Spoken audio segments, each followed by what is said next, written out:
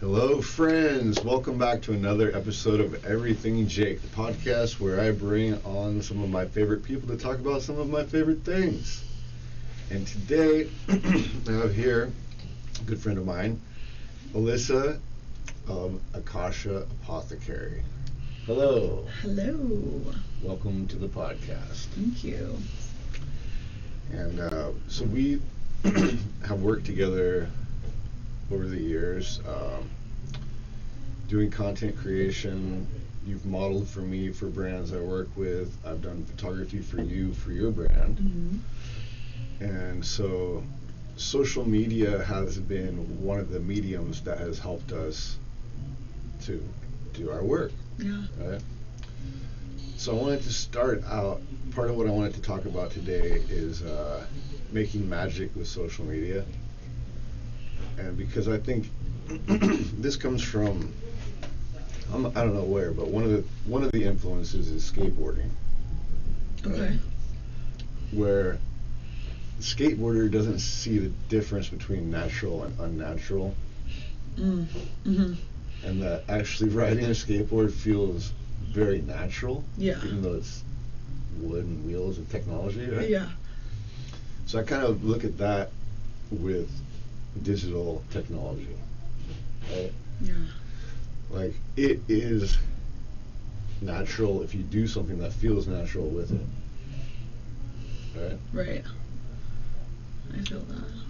So it's just another way to make magic, basically. I love it. Okay. So part of the magic that I want to make today is to manifest something that we started to work on. Right? Yes. Okay. Which is we want to collaborate with. See, part of the magic of social media is that you can connect with people. Yeah. And it's amazing. You can see what your friends are doing, what people in your community are doing, but you can also reach out to people and actually make connections with people you would dream about working with. Yeah. Right? So recently I shot my shot on a random whim. Yeah. When I just was feeling very inspired by a post that an influencer who you really highlighted for me Mm-hmm. as being somebody that you admire and would like to work with. Yeah. I sent her a DM saying I'd like to work with her. And lo and behold, heavens above, she got right back to me. Immediately, you know, Yeah. I mean, she's a gorgeous woman, very attractive woman, so immediately my mind went to 1,000 different places. But very quickly, it settled, and I said, oh, because she goes, tell me your vision. Yeah. Which, come on, I mean, that was a perfect answer, right? Right. You know, like, oh, I had like 5 ready to fire off. You know, I had an evolution of visions. Exactly. Yeah. But the first thing I knew I needed to do was, this was the opportunity to possibly make what you had talked about happen. Yeah. Which is to have her collaborate with you and promote the brand, but also just bring the magic, share the magic, Yeah. and create magic together. Right. So this is a shout out to Lizzie Jeff. we want to work with you. And yeah, so we want to show you some of the secret spots up in the mountains, the Santa Cruz Mountains, that we know. So that's one of the things about this area in general, but I think the Santa Cruz Mountains in particular, is there are amazing things up there that nobody knows about. Mm-hmm. It's just too windy and, at times scary. Yeah, during storms and things. Oh yeah, and just other things, just Yeah. in general. Yeah. Like if you're not from there, if you're not familiar with it, you'll give up. Right. Pretty Like, quickly. For example, one I'll just throw out there because anybody can go to it is Loch Lomond. Oh, yeah. Yeah. I mean, this is as beautiful. Once you get there, you're like, oh my God, it's like It's breathtaking. It's gorgeous. gorgeous. But as you're winding up through the neighborhood, the road's getting worse and worse. You go further in the mountains and you start to really think, am I going to the right place? Like, yeah. if you're not from there, there's no way you're making it, I don't think, unless, I guess Google Maps now, just, It'll take you there. you'll get there. Yeah. But I don't know, I mean, the service might not allow that. Anyways, that's just one very easy to get to, not a secret example of even something that's totally easy to find. Yeah. It's hard to get to, really, Right. because people just are not used to the mountains. Yeah, and it's I think it's intimidating too. Like, I think because we grew up here, it's not as intimidating to even drive Highway 9 from Santa Cruz to Felton. But for some people, even that drive is like, whoa, That's what I'm it's a little saying. too much. Yeah, it's a whole different feeling. Yeah. But like, if you've lived in the mountains ever, you eventually know every turn and how it goes onto the bridge. And Mhm. you know, the road Mhm. becomes ingrained in your psyche. Mhm. Because there's only a couple of ways to go, Yeah. so you do it so many times that it's like becomes a part of you. Yeah, it's very true. I feel deeply that way about even Felton Empire, like going up and down to Bonnie Doon. Like, I've driven that road so many times. And there's just such magic about the redwood trees here. And even the last photo shoot that we did with me, like, standing underneath that giant redwood tree, it was Yeah. like Oh, exactly. just the vastness and the ancient. yeah. Yeah, they feel like grandmothers and grandfathers. Like, they just feel like this, it just feels like this sanctuary here when you're on the land and cultivating a relationship, really. Like, when you've walked through the same trees since you were 6 years old and now you're in your 30s and 40s, it's like, they know you. Totally. You know? And you know Absolutely. them. And you have this relationship with them that's really hard to explain to, like, someone who doesn't have that relationship with nature, but it's something that's, like, very visceral that you can, like, feel inside of your body and your heart specifically when Totally. you grow up and live in this place. I 100% agree. And it's like, as I've been coming down here to Monterey and Seaside and this area, you see locals here that you can see how it's like locals take on something of the landscape. You know what I'm saying? It's Yeah. like with wine. Yes. The flavor of the wine is influenced by the trees and so are the people. Yeah. Because you can see it. And it's not, it's just like, okay, redwoods. Yeah. You know, or like, I know, look at me. what do you mean? Yeah. It's like, We're always wearing the trees, the colors but of the nature. thing is too, like when you grow up in it with your culture, that's your culture. You don't. You're blind to it. Mhm. It's only through interacting with other cultures that you see like who we are. Right. Our own little funky blend of, you know, Santa Cruz and the mountains. And Yeah. Silicon Valley, you know. Santa Cruz Mountains are a trippy place because of all the configuration of things Right. there. Yeah. And just it's kind of a melting pot in its own way. I think it's Yeah. become more of that now as we've gotten older. There's more, like you said, people coming over from Silicon Valley, a lot more people that are even downtown Felton. Like, the evolution Right. of downtown Felton. Seeing your shop there? Yeah, it was Oh, beautiful. I know, it's and looking cool. It's like a hipster spot now. yeah. I mean, in a good way. Like. Yeah. And recently I went out to the Felton Music Hall and we were talking with someone about the bowling alley. Yeah, yeah. The bowling Just alley. classic. Just all the things that you get in the small town. Yeah. Like that like you get to see the evolution of a town turning into a bigger It's because it's so small. yeah you know everything about it. Like as far as like the public, like every store, every business, it's all known. Yeah, that's true. And at times when you're young, that's part of the challenge of it. But as you get older, I totally agree. That is the beauty of it too, because it's also like, and that's where I feel so many places. It seems like the culture is kids go away. You know, they don't stay. They're not multi-generational in the area, and there's probably benefits to that. But one of the benefits to being in that place, like you're saying, like having the relationship with even the trees, but then also seeing people through a whole life span of development, and being able to see like the types of evolutions that people go through too. Yeah, that's really valuable. I love that.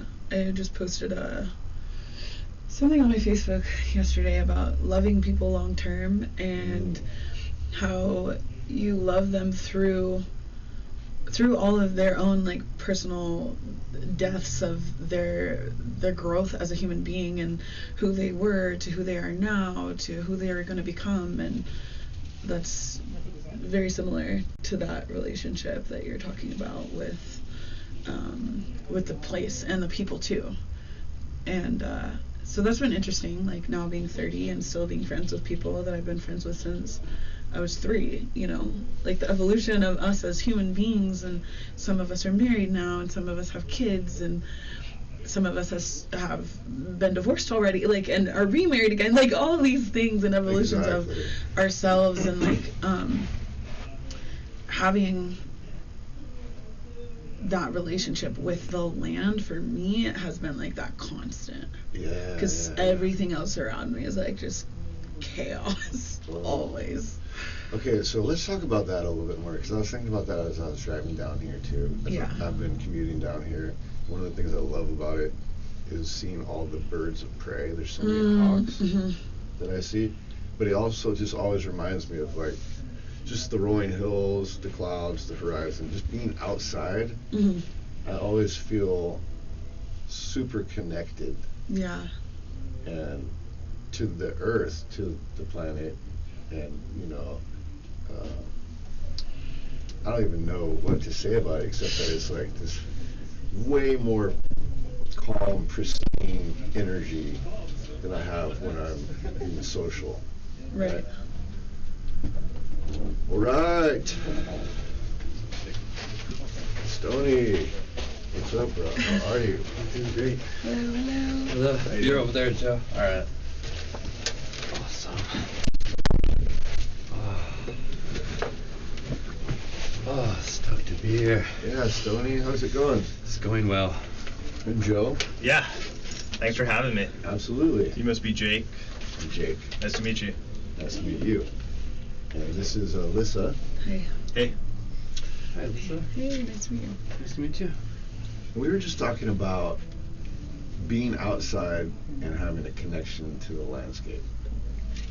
What's your experience with that? I'll let Stoney take that one. Are we talking about cannabis, or are we talking about just life? Just life at this point, yeah. Yeah, super thankful to be outside and just see the scenery, even along this drive, Yeah. And a little bit of detachment too. It's nice for me to drive by myself because I'm with people all the time. Yeah. So yeah, thankful for the scenery around here, for Monterey.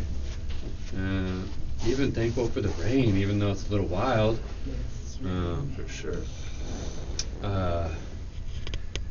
Yeah.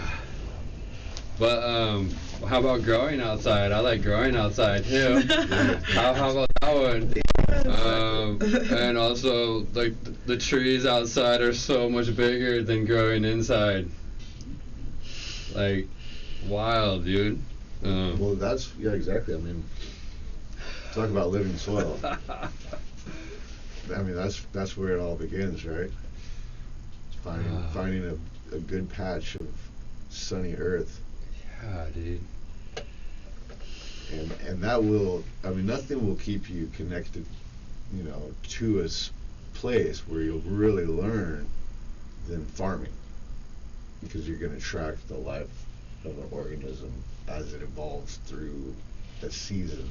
Right? Yeah. And so you're going to just be really paying attention to all those climatic conditions, and, you know, just every day kind of paying attention to that. Especially living in a place like Santa Cruz where we have all these different microclimates. You could be up on Summit one season and then you go to Boulder the next season and you're like, what the fuck just happened? Totally different. Yeah, I live in Sacramento, so it's a little different than that, but Yeah. Sacramento's a trip too, because it's like hot, but there's a lot of water. Yeah. That's I mean, kind of maybe ideal in some ways. less water now. I mean, well, actually, it just rained a lot, so up until, you know, a few days ago, there wasn't much water. But yeah, just very different kind of landscape. You know, if we're talking landscapes than this area, but it's nice. Yeah. Because I think part of the other thing is it's like the culture of the Santa Cruz area. You know, like so many of the things that people do, they just are outside, and you have to study the conditions in order to do them, like surfing or fishing or That's true. hiking or mountain biking. So people are always like, you know, I remember I had this one last season during 2020. I had a solid season of mountain biking up in Wilder. I just did the same trails so many times that over time it's like I know every little rut, and then as it rained and they all changed, it's like I saw the wipe clean and the whole thing start over. Yeah. What about the beach right now? The sand.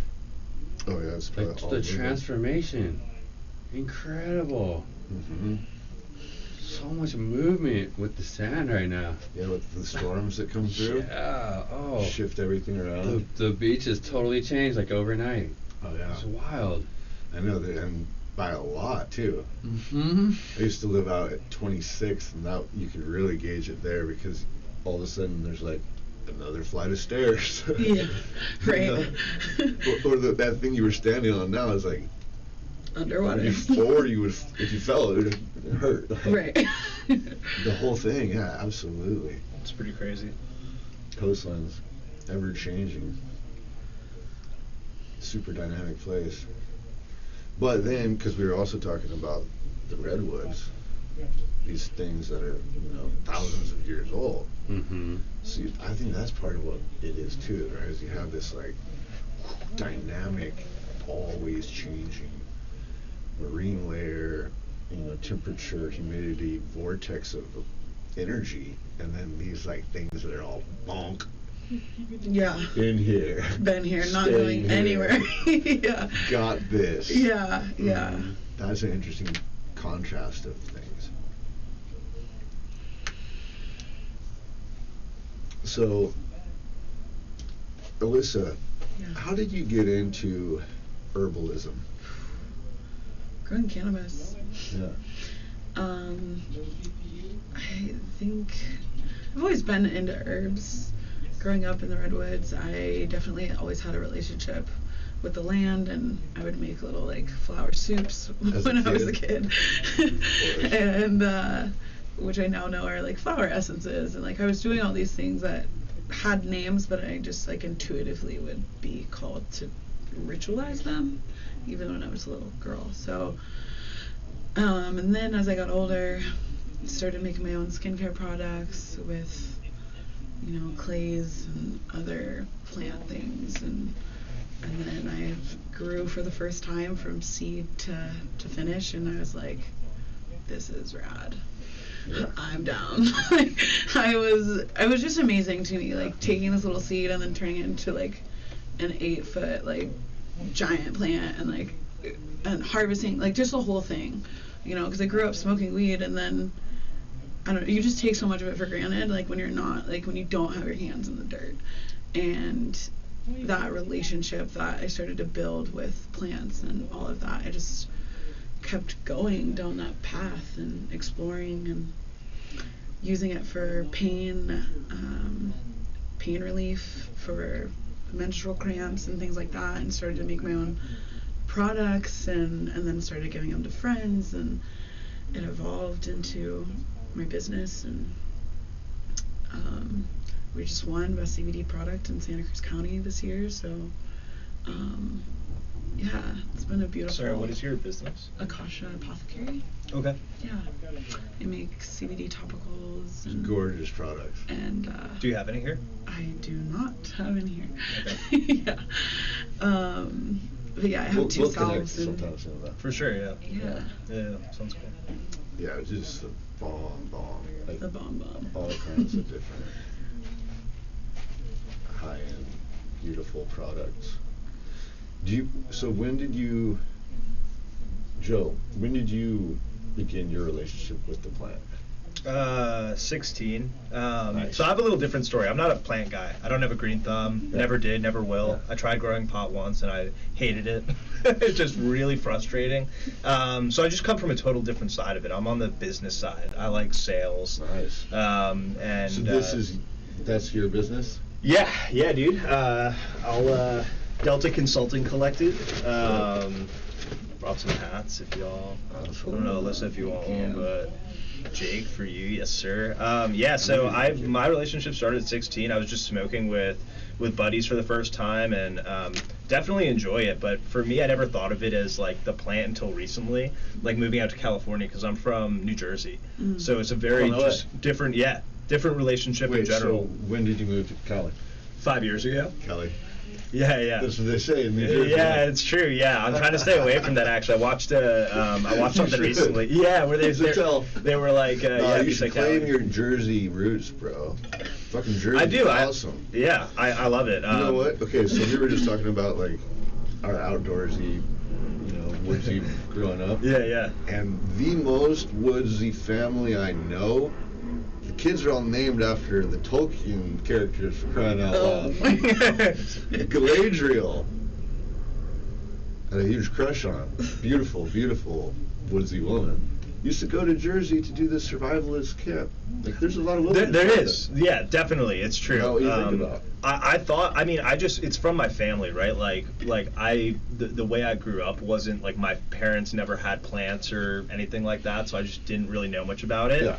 But I like cannabis for the effects, for sure. I admire everyone who does the growing aspect, because we wouldn't have it without that. Right. But my business is definitely more on the sales side, and my background's all in technology consulting, so kind of bringing a different side to the business, I guess, because you need both to really be successful and to build a big industry. That's cool. Yeah.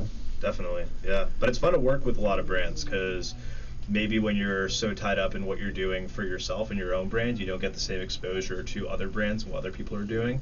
So when you get that kind of exposure, you're able to bring it back to your brands and be like, hey, here's what other people are doing. How can we kind of work around that or accommodate that to help improve, sales? Yeah. That's an interesting question. That's like influencer. This is something that brands got to figure out when they're working with influencers. It's same in like the beer industry, for example. Like, are they looking for brand loyalty from that influencer, or are they looking for industry expertise? Because if they want industry expertise, then they're gonna have to be, trying a whole bunch of different brands things, and then representing that brand still the most.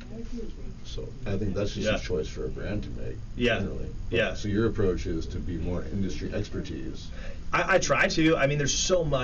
There's so many unknowns in the industry, so you can only know as much as they put out there, but also as much as you want to learn, right? It depends on how ambitious you are as an individual and how much you're trying to gain from it. I'm trying to make this thing as big as possible, go nationally, internationally. Cannabis is not slowing down, and neither is my business, so that's kind of the way I see it. But trying to navigate the relationship between marketing and brands and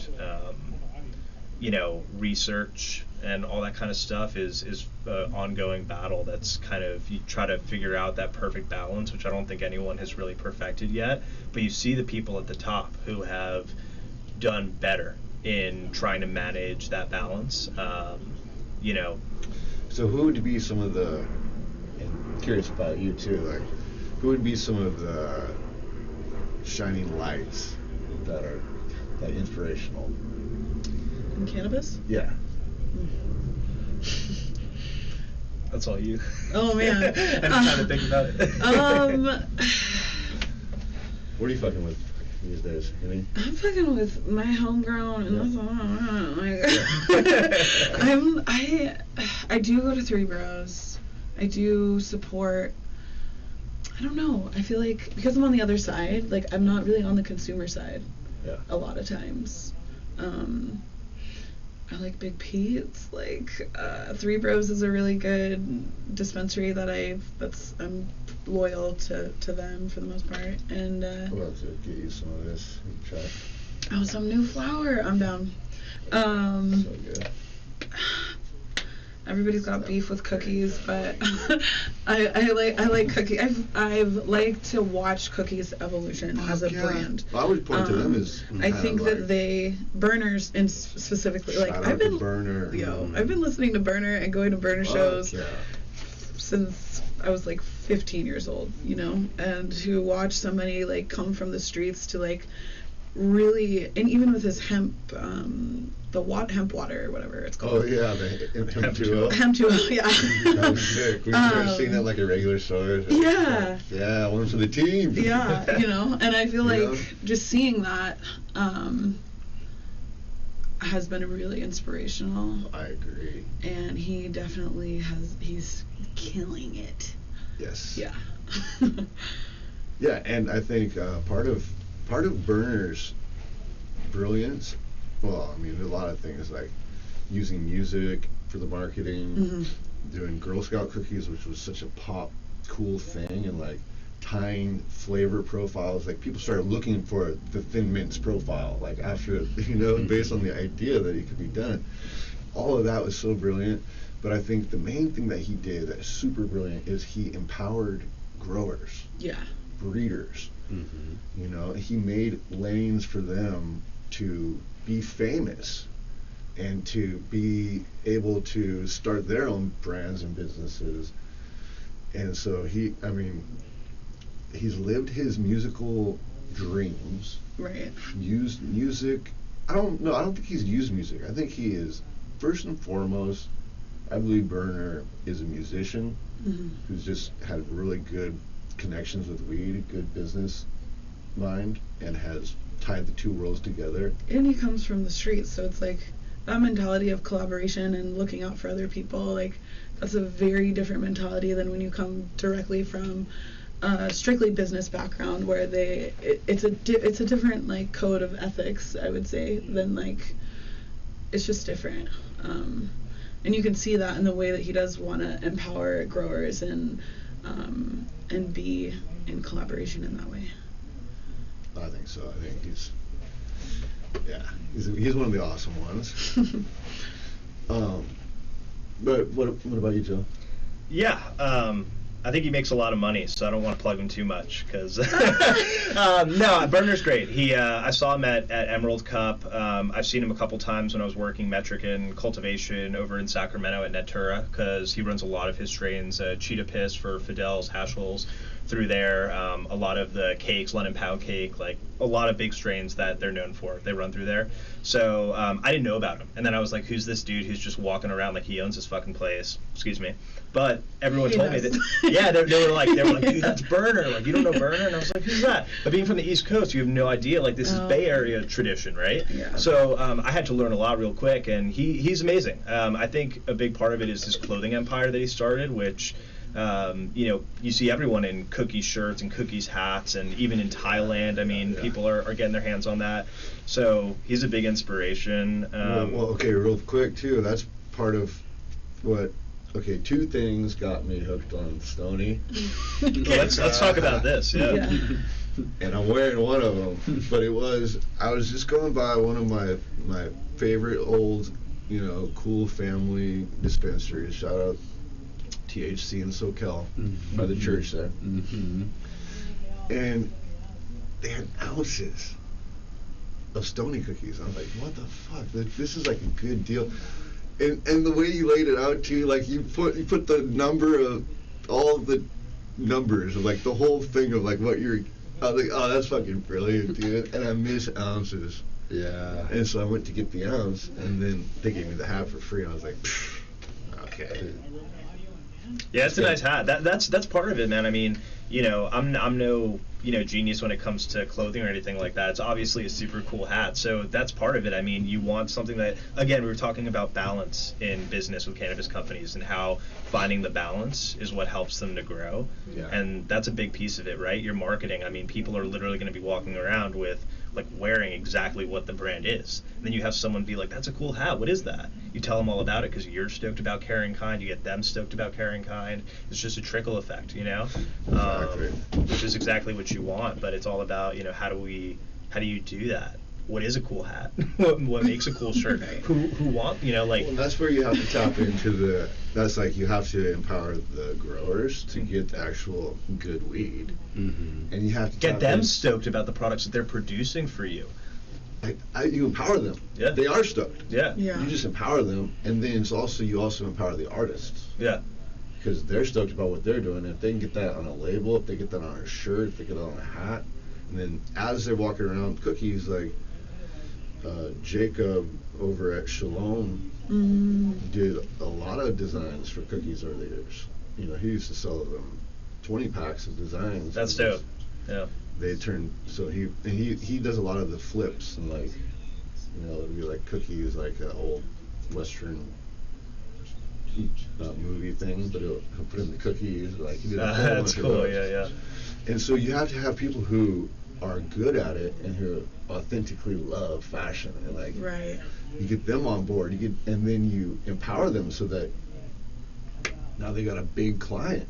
Hey, use your creativity to help influence this thing. The I can't do it without you kind of mentality, whether you mean it or not. And ideally, you want to mean it. I think Berner does with his entire team. But yeah, that's a big part of it, like you're saying, empowering in all different areas. I'm not the sole person in this. We're all doing this together. You have your own creative avenues and your skill sets that's why I'm hiring you. That's why I need you on this project, Yeah, because it is like a culture and an industry. It's both. Right.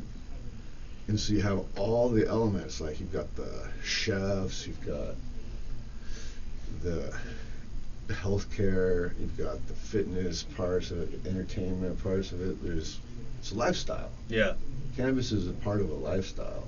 You have so many of those, off that point too, when I was at Hall of Flowers in Palm Springs this past week, Chuck Liddell was there supporting his brand, and then you had Exhibit there supporting his brand, the Ball Family Farms basketball, right? They were supporting their brand. So it's cool that, as much as people are like, oh, everybody's getting in the game now, it's yeah, I mean, that makes sense. It's exciting, and, there's going to be a lot of people who want to be a part of it, but to have that influence from different areas, whether it's professional sports or music or, whatever, is pretty exciting. Just adds more dimensions to a growing industry.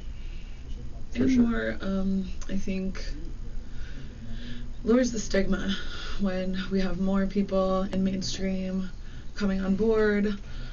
Jake and I were talking a little bit about that before we started recording, about how just even in the early 90s, how hip-hop culture really blew up cannabis, but there was still this heavy stigma, specifically because it was all black people that were promoting this thing. And now that we have more mainstream and honestly more white folks that are smoking weed and promoting it and making it more okay, it's better for the industry as a whole, I think. And also, there are a lot of people that have gotten left behind, and I think that in a lot of areas in cannabis, we just really need to do better in terms of folks that are still, locked up for a couple grams, one of these, a couple cookies, those types of things. And then there are some brands that are really focused on that. They're giving money back. They're doing a lot of things, but I do just want to speak to that as a really important piece in this whole landscape. Yeah, shout out Last Prisoner Project. Yes. I don't have any affiliation with them personally, but I've met Andrew D'Angelo, who started it, and I just think, like, to your point, that's exactly what needs to happen to kind of take away the stigma entirely, and there's no reason someone should be locked up for something that we can so blatantly kind of carry around and use in the modern day landscape of cannabis. So yeah, it's great that organizations like that are around and doing what they're doing. Yes. Absolutely. Well, I mean, it's such a low-hanging fruit in terms of positive social change that can happen. Yes. Because I see it this way. Like, I sometimes when I, like, in talking with, say, like, anybody in the cannabis industry, I try to describe it as being like wearing training with a weight vest. We're doing hills with a fucking weight vest, guys. So let's get this fucking attitude going, right? Like, let's get this attitude going. Like, we are fucking SEALs training hills with weight vests. Yeah. Even if we want to be chill, we're not. Yeah. Doing this thing is fucking hard. Yeah. But as soon as, they start to take some more weight off, we're going to be going up that hill fast. Yeah. So it's like we're getting strong. There's the things in life that you can't control that are hard.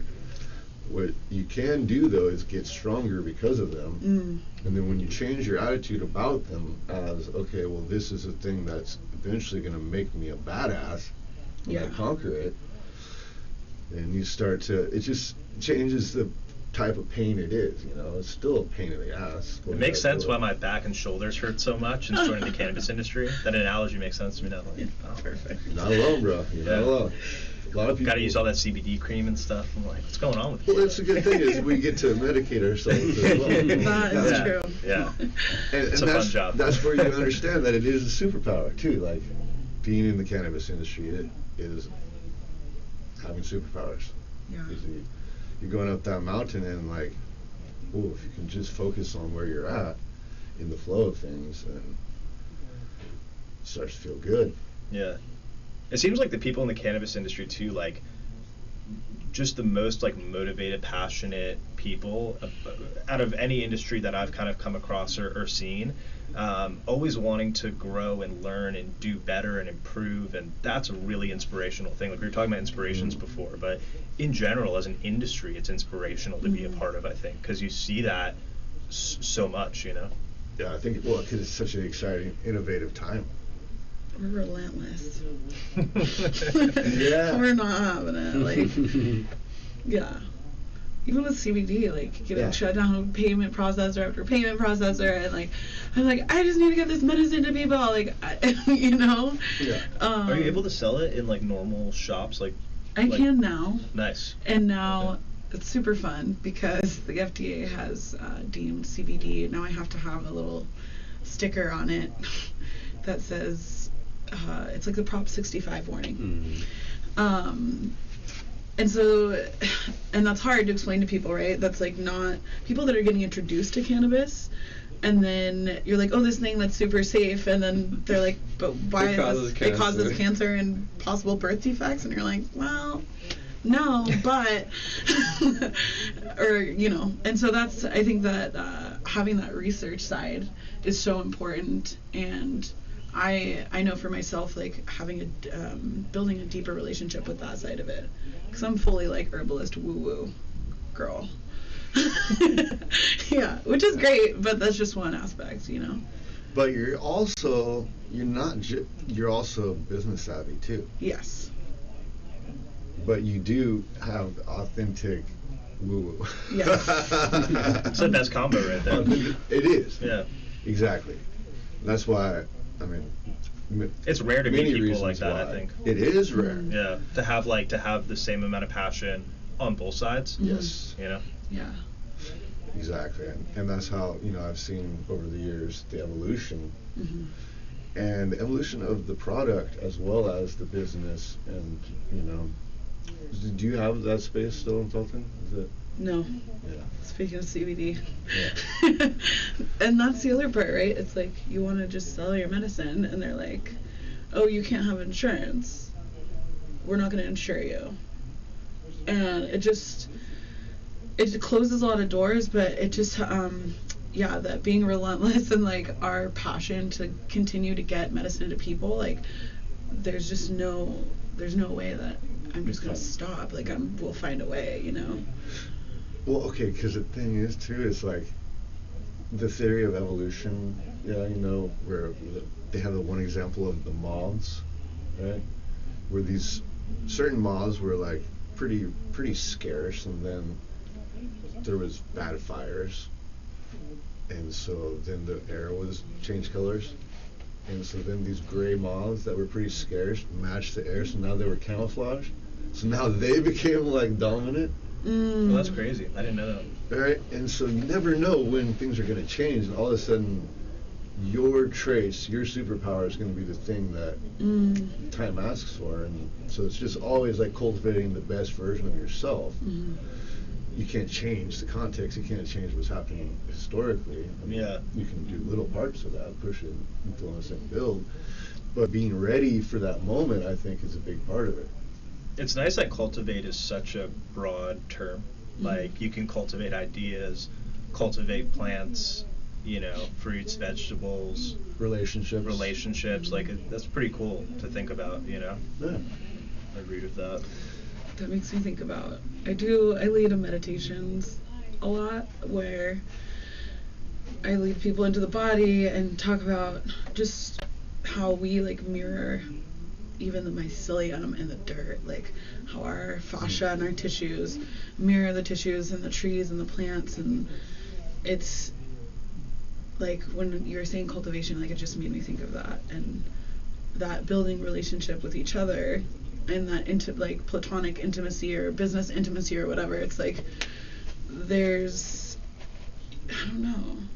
a deeply, I don't know the word for it. They're deeply analogous. That's a good analogy. Yeah. Because I think it's also like, you come across that sometimes too when people don't understand that process and they want a certain result right now. Where it's like, well, it's got to grow to get there. Like, this thing has to, I can plant it now. Yeah. But this is when it'll be ready. And you can't rush certain things. And I feel that way Cannabis a lot. is such a metaphor for that. Right, it's a great metaphor for that, but I feel like that's just a metaphor for ideas and creativity, and mostly it's about like all the work that you do to get to the point where the thing is finally ready. But it's a process, you're just cultivating the idea. You realize that once something feels ready, quote unquote, that like it's not, you're not done. Like that's the beginning. You either want to do the next thing or you want to keep going on it, and that's the sign of a true passion, is like you really can't get away from it. It's not done because you're not done. You're never done because that's your whole thing. You're constantly improving on it, constantly. That's the best part about one of the best parts about the industry, for sure. People are hungry. Yeah. Oh yeah. And they see that it works. Like, there's certain things that they aren't as tangible, that they work. Like this alternative medicinal thing, right? Like, I feel like cannabis is, for a lot of people that are super mainstream, if you will, in terms of like their strictly Western medicine view on life, like cannabis can be like this, I don't even want to say gateway because that's not it's like this pathway into like a more holistic way of living in a lot of ways. Like, what other, you know what I mean? Like, I don't know. That's for sure. I think so. Well, it opens up the mindset, to your point, in like in different areas. Like, not just like, oh, I'm a pothead now, and like all I'm gonna do is smoke pot. It's like, oh, I should be nicer to the people around me, and oh, maybe I should like eat a little healthier to be closer with the earth. Like, you get like thoughts that like maybe are just like more associated with being a stoner, but that's kind of cool because it opens up your worldview to different ideas and different ways of life. And maybe when you're stuck in the Western medicine set of ideas, you're not really able to explore outside of that. Yes. Oh, I could definitely see it. I mean, isn't that okay? First of all, that's the plot of American Beauty, right? I don't remember that movie. Homeboy starts smoking weed, and then all of a sudden he's like, "Oh, fuck this shit. My life sucks. My wife hates me. She's fucking the realtor." Oh no! But then he turns on the neighbor. The neighbor sees him like transforming his life, and he's like this super uptight military guy, and he's like, yeah, tries anyways. He gets Kevin Spacey.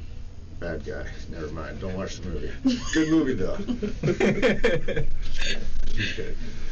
But okay, it's also I was over the weekend I was looking at music. Okay, right now in marketing, one of the things we can do is we can do reels. Mm-hmm. Right, like we just did a little reel before you guys got here, and one of the things you can do is add it now with reels. You can add any song to your video. Right. Which, as a content creator, is dream come true. Because without copyright? Because reels, yeah. Oh wow. Because they're trying to compete with TikTok.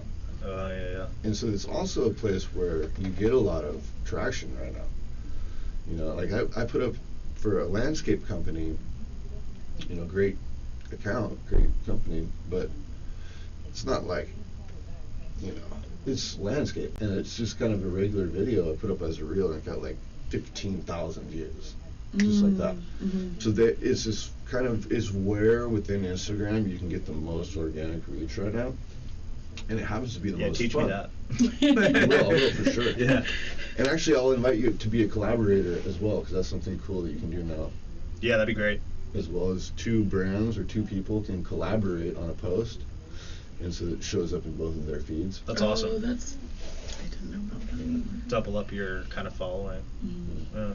But so this ability to use music in your marketing has given me this new relationship with music, which I've always had because I've always used music in my artistic process. Mm-hmm. But now it's like, okay, I get to share it and curate little moments of video with music that's going to be appropriate for the brand, and like what's going to be edgy enough to be interesting, but not too edgy to be offensive. Mm. You know, finding all of that and like. What's your favorite kind of music? Hip hop. Nice. But I love, you know, tons of music, but that's always just been what I've resonated the most with. And Yeah. partly because as a writer, as an artist, it's what made writing cool to me. Like, you know what I mean? Like, poetry wasn't made cool to me by Milton. It was Ice Cube. You know? And then I found out Milton was a fucking G too. Like, and Dante, gangster, like straight up genius, you know. Yeah. But it was Ice Cube who made me appreciate craft. Ice Cube like opened the door for you to discover all these other types of poets. Yeah, because I think there was this, partly it was at that point in my life where that was even, you know, it was also when I started using cannabis.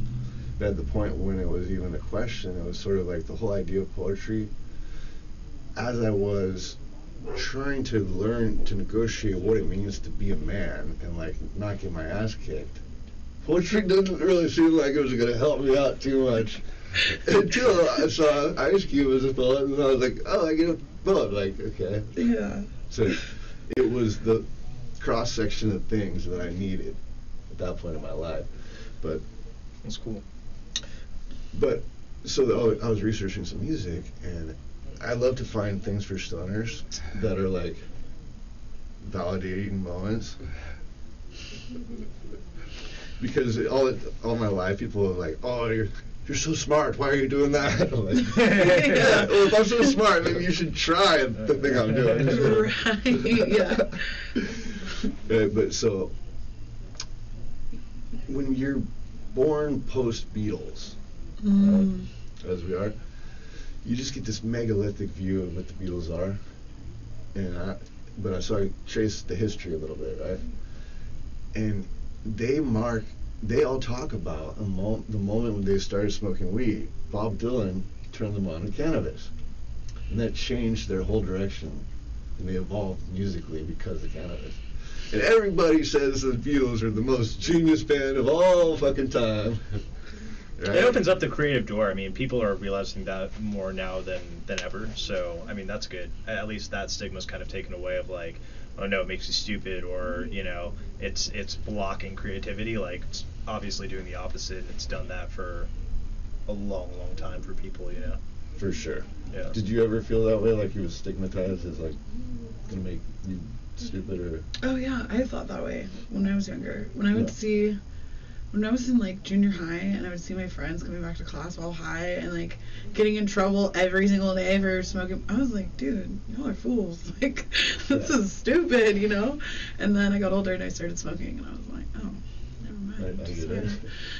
Sorry, Yeah, guys. so many people go through that. Everyone goes through that, right? Yeah. I mean, unless you're just like super hardcore into the third generation. That's true. And we growing up like in a place like Santa Cruz You know or some people Humboldt, like like that, yeah. there's, you know, the first place I ever trimmed was like at my homie's parents' house, you know. So this will be trippy for you too, right? Because we're both from the Santa Cruz Mountains, and it's like the Santa Cruz Mountains are kind of a whole lot of different things, but part of it is growers, right? Mm-hmm. And so the kids of growers are there in high school with everyone else, right? Mm-hmm. But so they kind of maybe are sometimes rougher, but they got money too, right? Yeah. But then also maybe their parents are more permissive, you know. But so they weren't. It wasn't counterculture. Cannabis was basically mainstream culture Right. at our high school. Mm-hmm. You know what I'm saying? Mm-hmm. So it's a whole different vibe of like, as far as the administration, yeah, they're trying to fuck with you. But as Yeah. far as like the students, no. It wasn't. They didn't think he was going to make you stupid to smoke weed. None of the No. students did. No. So that was why I think we had the confidence to go forward and to grow forward, knowing that we weren't hurting ourselves or fucking ourselves up.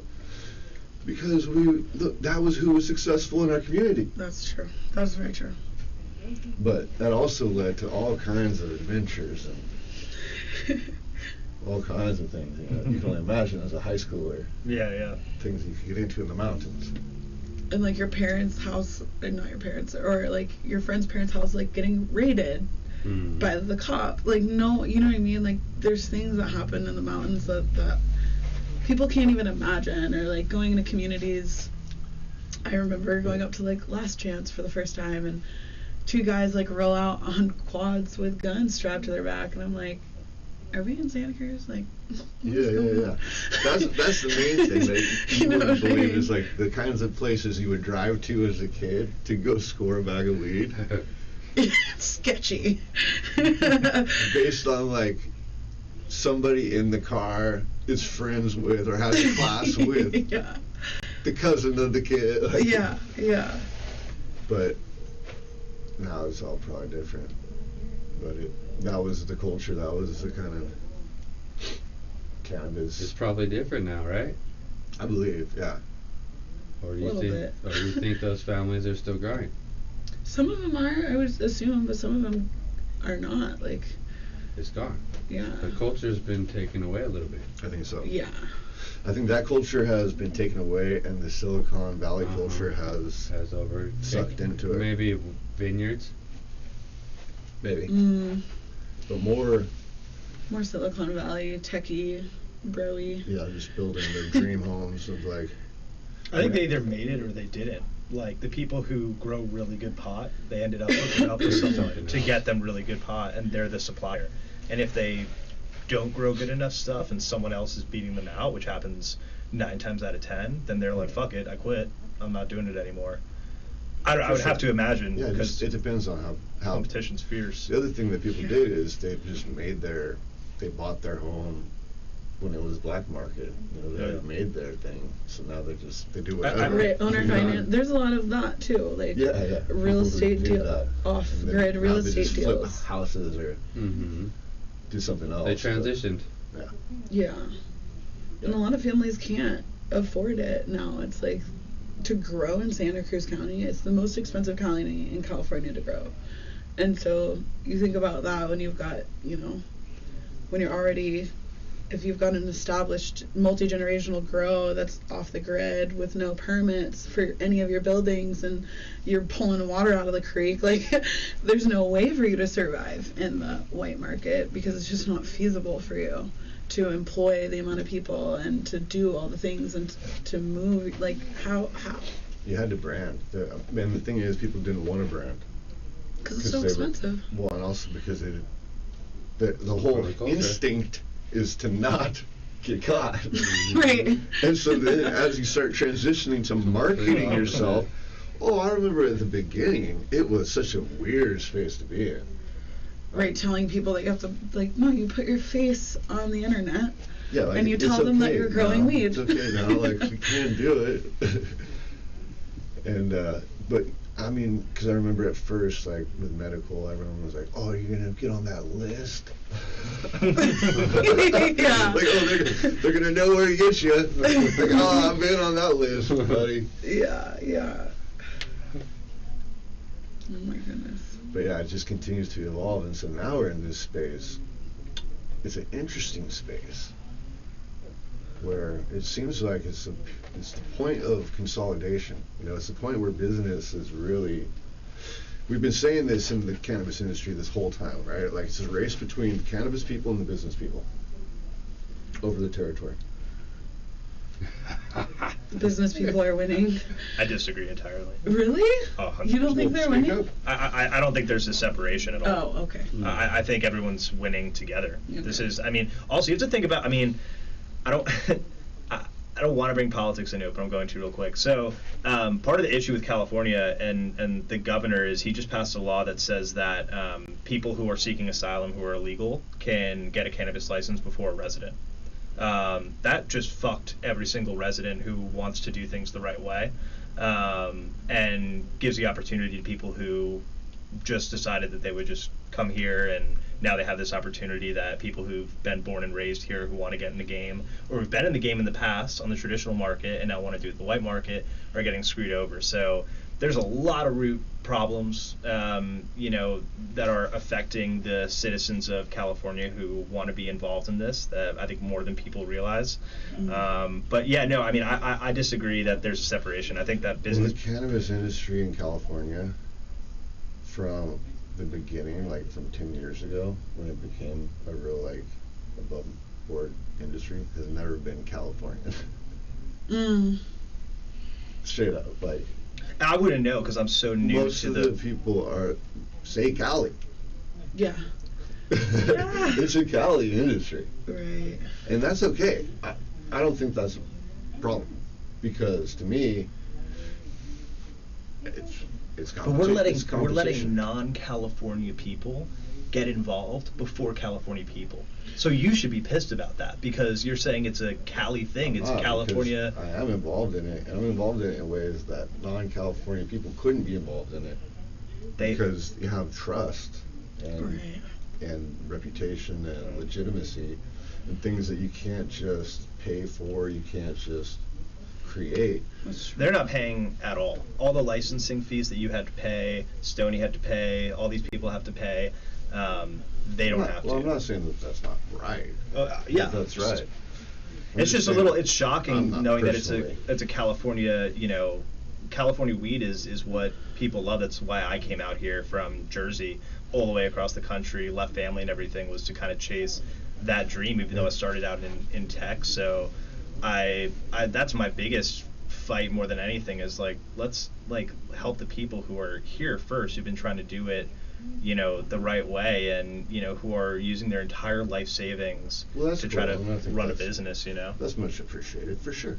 Yeah. But because it's interesting though, because I think that's just the story. It's never not been that, right? Like it's always been people coming from the East Coast across, like and moving across the other way. I mean, we're so young as a culture, like cannabis culture? No, American culture. Oh, that's true. Like California was people coming across. Right. Well, for the gold, yeah, that's true. Not that long ago. Do you know what I'm saying? Like, there's this thing. So, I'm a bicentennial baby. All right. Yeah. So, the country was 200 when I was born. Wow. Right, so when I'm 100, I'll be a third the age of the country. It's crazy to think about. Me. Right. It's a fucking young ass country, bro. Yeah, that's crazy. It's open territory. It's open grabs. It's the Wild West. It's been that way. You're as welcome here as anybody else. We all have to sort out how we work together, and ultimately, I think who makes the magic out of it the most is gonna win. Yeah. All right. Okay, and so back to your tech background as well. This was something we were talking about before you got in here, and Sony's got tech background as well. And I was saying that for me, this is partly what I've learned. Definitely, it's like a thing in computers too, right? Like computers and organic farming are very related. But for me, I learned this through skateboarding. That there is nothing that's not natural. Right? A skateboarder knows this, right? That you can find a thing that feels natural within any sort of space. And so it's just a mental thing of like, the buildings are like the honeycomb of humans. It's just our natural product, right? And so technology is part of, I see, just something that we build, right? It is natural. It's just a thing that we built. And so all the magic that you could find in the redwoods, that you could find on the coastline, that you could find looking at the clouds, you could find in technology as well. I've never heard that point of view. That's pretty fascinating. What do you think? I would agree. Yeah, I think I've just never thought about it like that. But yeah, 100%. It's all man-made stuff. Now the redwoods aren't man-made. It's different. It's a different type of beauty that you can find, maybe. I guess from my perspective, what I'm thinking. But well, the redwoods are different organisms. Yeah. They make their own things. Right? Yeah. Our technology is just it's making its own stuff too, though. Artificial intelligence and everything. If you look at it that way, it's kind of interesting. The redwoods are kind of making their own organisms, and we have technology that's now kind of building off of itself. And things began mysteriously, and they continue to evolve mysteriously. It's like that's one of the things about evolution. The example of the moth is adaptation. Right? That's where you get the idea of natural selection. Natural conditions select what will be most fit. But the mechanism of evolution, we haven't really witnessed, right? We haven't seen something morph into something else. Right? We trace back through, the history of bones or whatever. The tree of life, so we can tell which things came first, where older and where they came from, to some extent. But who knows what's going to, we may be on the cusp of new things, right? Oh, definitely. I hope so. I fucking hope so. I do. Yeah. Like, to touch on your point of like people spending their life savings and investing so much, and like it's like we're all coming from such different perspectives and backgrounds, especially when you're coming into the business world and the cannabis industry specifically, and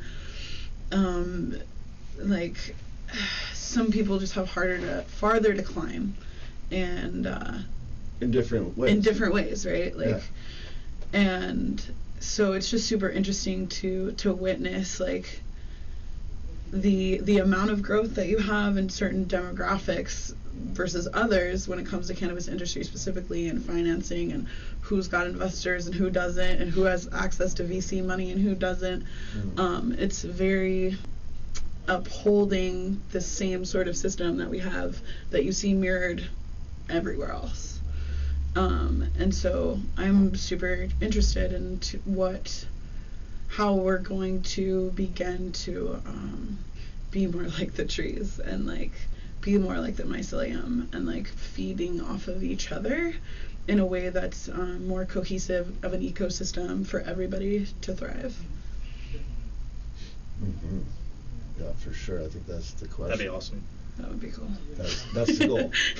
I mean, I really do think that I don't know. I shouldn't. But maybe it's possible that that's a reality. But that again, like to what people talk about all the time is like education, market education, consumer education, like all that stuff. I think that would really help to get us all on the path of like, hey, we can all be in this together. We can like help each other out. 100%. And that's, we were about to talk about this before the podcast began, and I wanted to save it because I want to know who are the big sustainable influencers out there, especially like at UCSC. Right? Wait, what do you mean? UCSC has to have people who are interested in sustainability and in social justice. They don't have a sustainability program? No, they do. But what they don't have, when I was a graduate student there, I tried to create a research cluster. I did eventually, but I just did it voluntarily. I didn't get any money. I proposed to the Institute for Humanities Research to fund this research cluster called Organic Intellectual Research, where we visited organic farms. And that's actually where I got the analogy between computers and organic farming, and that we grow silicon. We grow it. Like, it's a crystal that you grow, and then you slice it into little chips. That's crazy. Straight up. Yeah, it's bizarre. I did not know that, yeah. But so I was, trying to fund that, and at that time it was like, poo-poo, all the organic is just a bougie choice at the supermarket. It's not really that This important. is at UCSC? Yes. Yeah, I find that wild. Wow. Even though they have the originators of the organic movement started at UCSC. They have the heritage there. They have the reason to have that storytelling be a part of what they foreground. Right. So much good land to be able to utilize too over there. They have an organic farm up there. Huge one. But they didn't. You were the one to kind of pioneer it, and now No, but it's actually separate from the school. Oh yeah. And it's like the school basically, I'll say it, I'll shoot from the hip about it. It's like people who teach there feel like they got put in the stick somewhere. Like they want to be at Stanford, they want to be at Cornell. They want to be at a good research where there's going to be funding for their research. They don't want to be teaching. They feel like they're teaching a bunch of bumpkins. They're elitist. And it's okay. That's just their mentality. But so they don't see organic farming as like the proud legacy they should be foregrounding. They see it as the bumpkins. I see it. Getting dirty with the hay in the field. You know what I'm saying? Like, don't know how to dress well. Is this all the food we have here? This is the theater we have? This is the museum we have? Bumpkins? Oh my gosh. Straight up what it's like. They're city on the hill, dude. But the other thing that they should, now they're starting to see that as like, well, this is actually the value that, for sustainability, there's all kinds of reasons to promote this value. But they don't have courses, they don't have a program that's dedicated to study of cannabis. As a social justice issue, as a biological, botanical history, a place of botanical interest in the development of the history of that plant. Because it was people who came across the country, during the Woodstock era, who ended up staying, moving north, starting the Emerald Triangle. So it's those very same people. That's why I'm not bothered by it, because that's how it all got here in the first place. And I just think what you're saying, though, that I do really respect and admire is, let's take care of the people here who are trying to do it right, who have that legacy and heritage, for sure. But also opportunity for more growth, too. As long as people are good players and good, motivated individuals, they bring something to it, all for it. I'm all for more opportunity. I didn't want to come across as the opposite of that. Like I definitely think opportunity is the most important thing, and it's what brings about the most creativity and innovation. Competition. Is the competition. So yeah, I'm all for it. I don't want to sound like I'm not. Okay, yeah. No, but I like your passion. That's cool that you're paying attention to it. It is crazy. I mean, like thinking UCSC. I mean, I only visited the school for the first time 3 years ago, and knew nothing about it, and was like, man, this is a total hippie school, you know. And I'm so used to the like more, I don't want to say traditional, but you know, like college campuses where it's like, you know, the frat houses and frat row and like just all that. So it was kind of refreshing to see, really refreshing actually, to see a campus that's like that. And but I find it surprising that there's no real established like cannabis program and social equity too, because you can combine like social equity with law. That's what I'm saying. They're putting it out there right now that is something that should be there. Yeah. And it should be. They should be proud of it, and it should be a part of their. And this is what I think happened, is that used to be a big part of why you went to UCSC. Yeah. Was because it was a great place to accessible. Yeah, to have wonderful quality of life, close to the ocean, great weed, Yeah. and you could study literature, art, or whatever you wanted to do for your little UC thing. Because there was a period of time where that became like the high school diploma. Right. It was just the thing you had to do after high school, right? For unless you. Is it fucked up. still like a liberal arts college? Is that the kind of? Well, this is what model? I'm saying. So at a certain point, around 2000, they wanted to change their image, and they started shifting towards the computer sciences. And they actually had MTV filmed an episode or a season of like a fraternity show there. I did not know this. It's not a fraternity culture school at all. No, not even close. But that started to change the public perception of UCSC, right? Yeah. Did they want to do that to try to get those people into the Silicon Valley jobs, and like we're trying to like be like? Well, absolutely, they're feeding Silicon Valley. And that's where they're going to create. Because they can get money from funding from those organizations. Yeah. And jobs for their students, which they want. Yeah. You want your students to be placed. Of course. Yeah. Because that's good for the program, right? Because then when people place in Silicon Valley jobs and then they take over, they become CEOs, they make millions of dollars, they give back to They get back to university. that way as well, right? That's all the strategy. And with digital technology, the model for arts and humanities is like, how do you make money doing that? Everything's free. Now it's like, even researchers kind of meaningless. You got Google, right? You don't need the library as much. It's true. A whole lot of the university's function has shifted with digital technology. And right now they're just jacking people for the last little, they're squeezing it for the last little bit. Like, you know how much it costs to go to college right now? How much? It's like $75,000 a year. A year. A year. Do you remember when Cabrillo was like, it was like $12 a unit, and now it's like upwards of like $45, $50 something dollars a unit. Yeah. That's crazy. Yeah. For undergraduate university. Yeah. It was pay to play. I mean, do you want to be, a smart, elite member of society? Okay, pay up. Yeah. Oh no, you don't? All right. Good luck. Like, that's how it feels, and it's I feel blessed to have a college education, but there's a lot of people who can't, and they're well deserving, way more deserving of a college education than a lot of folks out there. But it's sad that that's the way it's set up. But I just think it also just depends on what do you want to do. Yeah. Do you need a college education? And education in that right too. Like, I think that it's been ingrained so much into our mindset and into our culture of like, college education means a good job, means successful, means you're going to be set up for the rest of your life.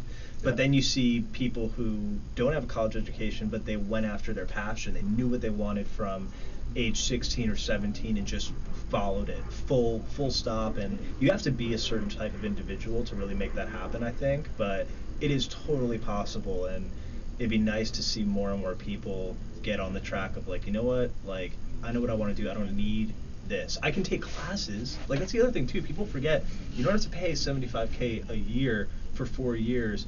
If there's certain classes you want to take, you can go, take your van over to a college and pay for some courses that you feel like are going to help you in whatever you're trying to do. And there's Google, there's books. I mean, there's a lot of stuff out there that you don't necessarily need elitist professors to try to teach you. That's what I'm saying. But, yeah. But that's the way it ranks, right? Like the state colleges in California will teach you how to do some shit.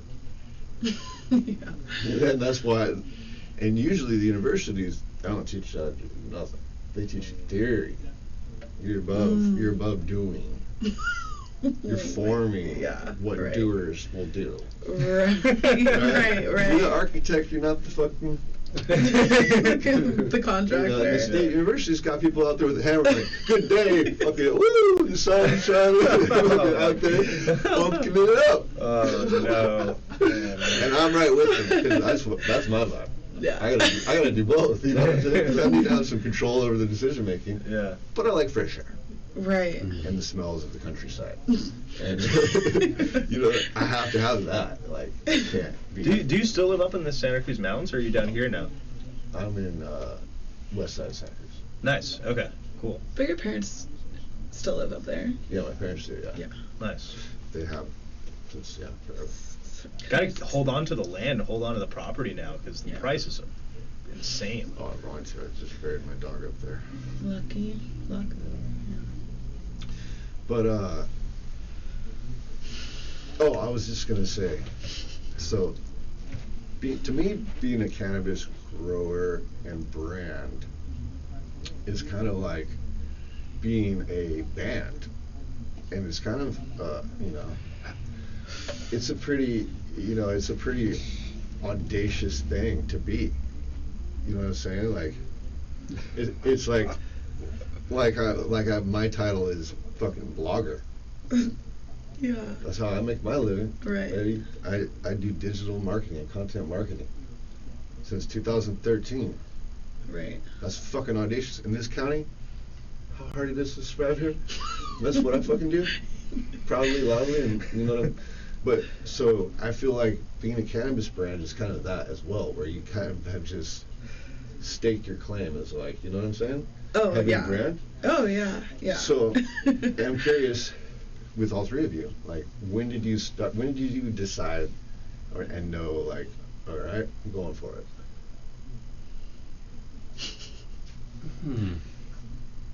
Like in this new era, or I guess it's been like several times that we're going for it. Yeah. Like the very first one was forming the collective. That was like, oh, we're going for it. Everybody's throwing in their medical cards, right? And we're gonna do that thing.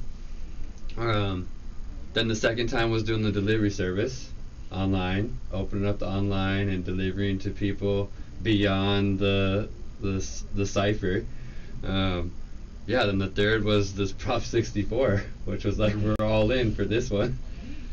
Pretty much, and took everything that we had from those two other eras into this Prop 64, we're all going for it era, so it's been like a build up for Caring Kind since like 2010. Building up. Yeah. Building up. Yeah. Building up. Yeah. Slow and steady wins the race. Slow and steady has been the way. That's kind of how, that's actually... Yeah. But the genetics haven't been, though. Even the mainstay for those genetics that I have. Those have been like the core. Like that Supreme Dream was 2010. That's the same cut. Same. Okay, because this is partly how I describe you, Stoney, so tell me if this resonates with you at all, or if I'm way off track. So Stoney has a really like awesome functioning facility that has cool air and everything's soil grown, and when you're there it just feels good. But it's scaled up, so it's a pretty good sized facility, but he also has it stationed off into littler sections so that you kind of have like the garage grow feel in a lot of different parts of it. 100%. And so I see him as sort of like that garage band genius musician who just started out small, and then has gotten bigger, but it needs the garage band feel to do his thinking. That's so funny. I took the elevator in the shop today, and I felt like I should have had like a drum kit or something going down with me, getting all set up for a big show. Sorry. Nice. That's it. That's it. Yeah. Yeah, that's me. Yeah. That's Okay, it. good. That's Stoney. Okay, good. Yeah. You got me. Yeah, it's definitely it's really cool to work with Stoney too, and work with Caring Kind in particular, because after kind of I'm still new to the industry, a little over a year, so I have a lot of learning to do and have to gain a lot of exposure to other brands and stuff. But the whole living soil, clean green, organic thing with flower is really special, and I feel super glad to be able to represent Caring Kind and to work with him, because it is really cool. People are kind of stuck in their ways with flower a lot of times, and are a little afraid to branch out. But when you smoke something that is grown the way it is, with the same passion and dedication and care, you can really notice it in the effects and the taste and everything, and it is pretty special and unique. 100%. And you know good cannabis, and I'm telling you, it's like there's nothing that I would choose on my shelf before Caring Kind. Beautiful. Yeah. That's awesome. 100%. Like if I've got Caring Kind on my shelf, the only reason I wouldn't choose it is because I'm saving it. Like, oh no, I only got a little left, so I gotta wait. I'll just do this right now. But Yeah. that's always my first choice, just because it just is the best. But then also because I know what's going on behind it, it gives me all the confidence in it. But it's just the product itself, it's like. Maybe that's more important too in the industry is, Stoney, and he's a great guy, and you're well familiar with the way his process works and how he's growing and the mission behind Caring Kind in the business. But there's a lot of people who just don't get that luxury, where it's like, I really want to get to know the brand. I want to get to know who's behind this, why they're doing it, where the passion lies. Yeah. So that's a good door to kind of open up, is like what kind of platform needs to be created to allow a club or anyone really to understand what's going on. Like, why should I invest in Caring Kind? Why should I be a consumer of Caring Kind flower? Well, because it's fantastic and it's unique and it's different and something special. But you won't know that until you get to know Stoney and get to know the family that surrounds Caring Kind and all his processes and everything that goes into it. And same goes for every other brand, I'd say. Back to your point earlier about education. And education about a product is also the process. How the thing is made, where it's coming from. Huge part. And when that gets involved, then it's the people, and so then that's always much bigger. The people are the best part of it, though. Like, we all know that the people who are involved in cannabis are so motivated, so passionate. They care so deeply. But you don't see that when you go to like a Hall of Flowers and you pick up a product and you're like, okay, you don't get to see the person who slaved away trying to find the genetics, trying to grow it perfectly, trying to get the packaging right, and all the pieces of the puzzle to make it what it is in that final product. And when you get to learn that and you get to see it, becomes so much more special, and that connection just grows way deeper. Yeah, for sure. I think in general, that's part of what's cool about it too, is it changes your whole outlook on business in general. Right? Wouldn't you say that you have a different view of how business works, having been in business? Yeah. But I do. And I see where you need both inside of a business. I'm very much so the visionary and full creative mind. Yeah. Structure, not so much my deal.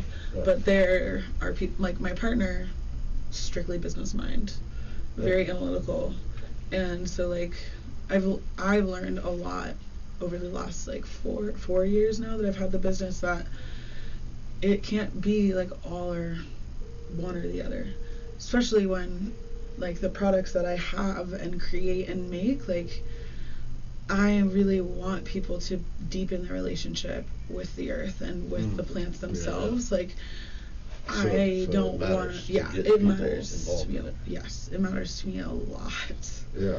The relationship that not just they have with the product, but with how I make the products, and how much energy and time goes into wild harvesting and drying the herbs and pressing the oils and doing all of that is it's really important to me to like communicate that. To show and, that. Yeah.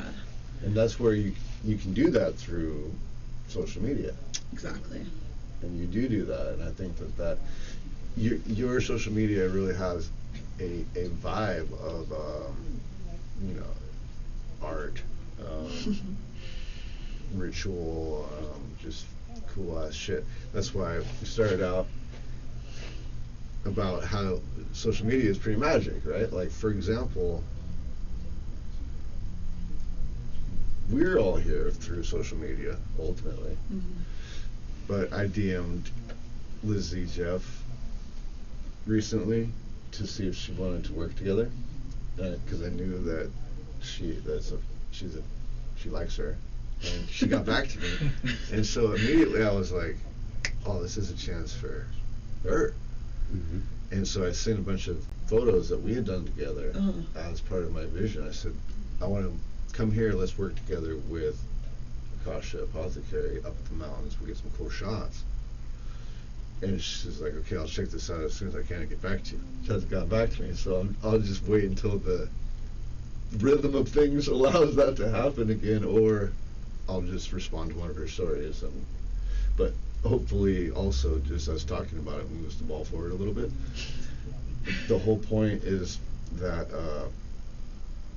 with social media, that's where that element of people just broadens out to potentially endless, and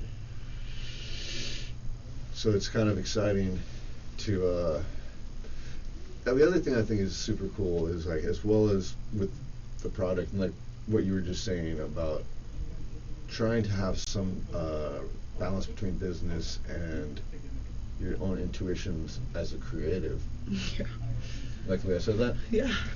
Boom. I do. Other folks would call it ADHD, but I like the way you put that.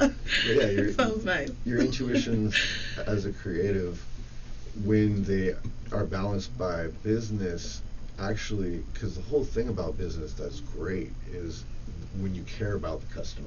Yeah. Right? You care about their experience, right? That's how this gets so good. Is through feedback and listening. And in order to do that, first of all, you have to be good enough so that you're confident enough that you can handle the feedback, right?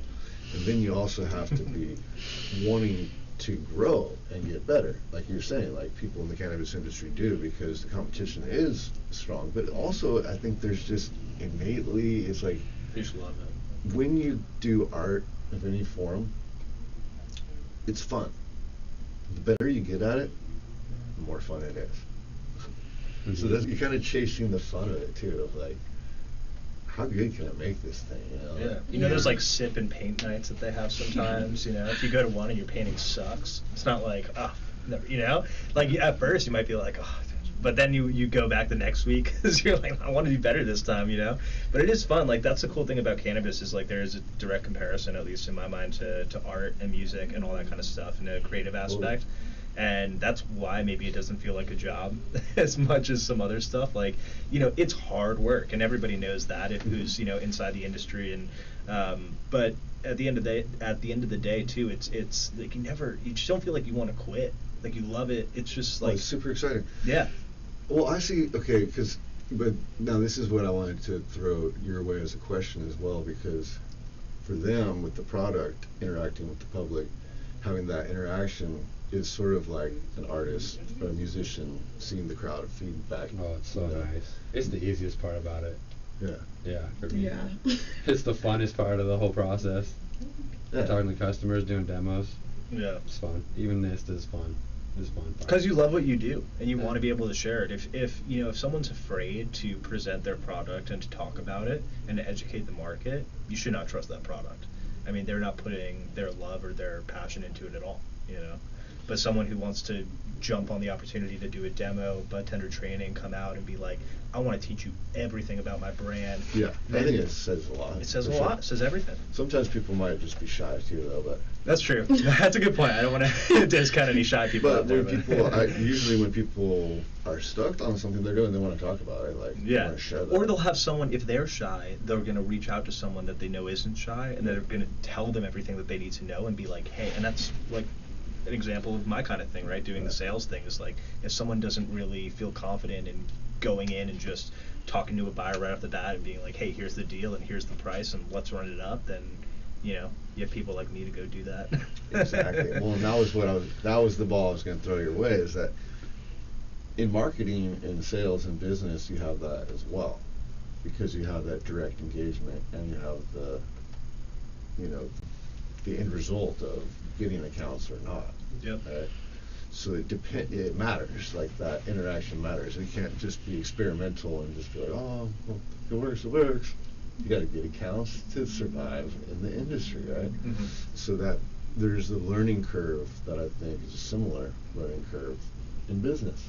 And that's why, going back to what you were saying to begin with, I agree that they're not different. I think that art and business are interrelated. And I just think that that's sort of how the history of the cannabis industry has played out in terms of people's mentality of not understanding business coming from cannabis, not understanding cannabis coming from a business background. Now I feel like we're at the point where both sides haven't learned as much as they're going to learn. This is the meeting point. We might be the only community nowadays who actually loves to talk to each other and learn from each other. And there's so many people who are like, no, I know what I'm talking about. I know my way, and you can't change my mind. But cannabis doesn't feel like that. It feels like you're like, wait, what? Like, you're doing what? And you get excited. You're like, hold on, let me write that down. Like, that's crazy. And people are stoked to share. They're not like, there's no fear of like, well, what if I tell them this, then they're going to run with it. Like, people are just, it's just, there's so much excitement that surrounds it that, like, endless opportunities to learn, which... Absolutely. And speaking of that, I want to dip into some of the secrets that we can tell or can't tell right now, which are along the lines of strains. Because I was thinking as I was coming down here about some of my favorite flowers right now, and the waffle cones is the latest. It's my favorite too. Is it insane? And coming off of the Stony Gelato to the waffle cones, is carving out this delicious niche that is, highly delicious. Nice. And it hits exactly that zone that I like. It's a Stony Gelato zone, huh? It's the same. It's nice. That's why you like it too. Yeah, Stony Gelato's my favorite, and then I tried Waffle Cone, and I just got another cone. one because I love it. Yeah, it's super trikey, delicious, and I'm big on those. Anything that's like cake, gelato type flavors that like, it feels like you're like smoking a dessert. Yeah. Like, I love that. That's all me. But it's that effect though that you guys are both gonna like too, which is the focus. For sure. Yeah. The focus. Exactly. You're gonna get focused. Oh, so you're a sativa guy? Yeah. Okay, hell yeah. I love sativa. Yeah. So good. Yeah, sour diesel is like my favorite strain across the board, but it's so hard to find sour diesel. Like, I think we're gonna bring it back. that'd be sick. Yeah, Just I know a lot of could people. come back. A lot of people are doing like the super silver haze like the sour Silver diesel Haze, too. cross. So they're doing like super sour D, but Do you know anyone doing a good sour diesel? No, the reason why is because it takes too long. It's timing. Stony diesel. We had Stony Diesel before, but it wasn't potent enough. It's like, which it was like 23%. It wasn't potent enough. Right. It wasn't in the 35% range. Dude. So that, and then also the timing. It's a 10-weeker. So pretty much the way it is right now for production, everything has to be within a window. Yeah. Otherwise, you don't make it. It has to be in the zone. So it goes back to that business thing that we're like talking about right there. The artist in the business is always going to be there. It's like there's like some like realm where, oh yeah, I'd love to do like some crazy exotic 13-weeker, but we don't have the means to do it, and also the market isn't there either. No one even really knows. You say 13 weeker or whatever. People just look at the structure, what it looks like, go to test that. That's it. And maybe the effects, and once you find your flavor, then you're like, oh, I like that effect. The waffle cone like did hit some like button that you wanted to hit. Yeah. Right? If you're talking strains, though, I mean, those are the names. Those are the hitters now. Like, it doesn't have to be anything that people recognize. It doesn't have to be like LA cookies or, you know, anything that people know. It's just got to be cool. It's just got to sound good and delicious. You know, Tangy Dream, Orange Crush, like, you know, all these things that just sound really tasty. That's what's going to sell. So I don't know. What do you think? This is like such a different world than the world that I'm in with cannabis. Like, Yeah. it's so fascinating. I'm just like taking on. Also, that Big Pete's cookie, just like, woo. So what do you deal with? Cannabinoids I do and terps? a lot more topical stuff and like really slow. Like, all my medicine takes like almost 2 to 3 months to make, and it's like this. I don't know. I guess because I'm not on the consumer side, I don't really like. I have no relationship with like any of the. You know what I mean? Like The strain the specifics. strain specifics of like any of that. So You don't it's- have a passion about that, or you're not curious about that? I'm super curious about it, but I Yeah. just don't have. I just haven't explored that really at all. Yeah. And I When I guess was that's younger, I did. Like, in my early 20s, it was more about that. And then now I'm like, I feel like we're entering that realm Yeah. right now, where terps are gonna matter, total cannabinoids are gonna matter, Yeah. and then the next level is gonna be in the South. Yeah. Those terps and It's those cannabinoids flavor. in there. It's flavor. Right. It's That- effect. that's why It's- I mean, people- it's same like Big Yeah. Pete, right? I mean, he's dipping into it already. He's like, you got indica, you got sativa. Even you could start having your. Get more He's specific. got his like Dr. Green Thumb strain, right? Yeah, the collabs are. Yeah. That's what, like, when Oh, I was yeah. down at Hall of Flowers, Big Pete's had their own booth, little corner section, Mhm. and that was their big push. Was like, oh, we got a collabs with Dr. Green Thumbs, we got a collabs with I this, love collab with that. that, and it's super smart because all of a sudden it's like, I don't know what Big Pete's is, but I definitely have heard of Dr. Green Thumbs, Mhm. and I like them. They You know? also do the cookies for burner. I love it. I love it. Super smart. Smart. That's how Be Real connected with them to do. Be Real actually connected with them. Pete Jr. was in here. It's kind of like a dream come true right there. Yeah. Yeah. Pete Jr. was in here a couple of weeks ago and told that story. I asked him. That's crazy. How do you make that connection? Because he's always been super good at working with influencers. Which, back to making the magic happen with social media, Lizzie Jeff, if you're out there. But that Pete always just reached out to influencers, and that's how, you know, at the festivals, that's how we connected initially with Burner. And he used to always tell us this story. He used to always go, tell Big Pete, because it would always be Pete Jr. and I. He'd go, tell Big Pete, my security guy ate 6 of the cookies and said it wasn't going to be shit. They knocked him the fuck out. He would tell us that story every time. Until eventually we started making their cookies. That's cool. But so that was an organic, long-term relationship in the making of just, you know, seeing each other over time and sharing the same story. They're an impressive Wow. family, the Big Pete's crew. What they've Yeah. been able to accomplish. Mhm. Fuck yeah. Pretty amazing. Yeah. No, I agree. Oh, no, I'm stoked. They're such an awesome, cool family. Yeah. And because for me, they're, you know, I'm very fond of them, but it's such a cool example of when cannabis became legal. One of the things that was great about it, I think, is that a lot of the anxiety went totally away, right? Because it was actually anxious because you could get in trouble. It wasn't the plant making you anxious, right? But so one of the beautiful things about the relationship between Big Pete and Pete Jr., their whole family, is that cannabis has always been a part of that. Mhm. And so it's not just legal, it's legal and sanctioned. It's like part of their culture. So you never have felt weird about being into cannabis in that space. And just that takes, you know, not just takes away the anxiety.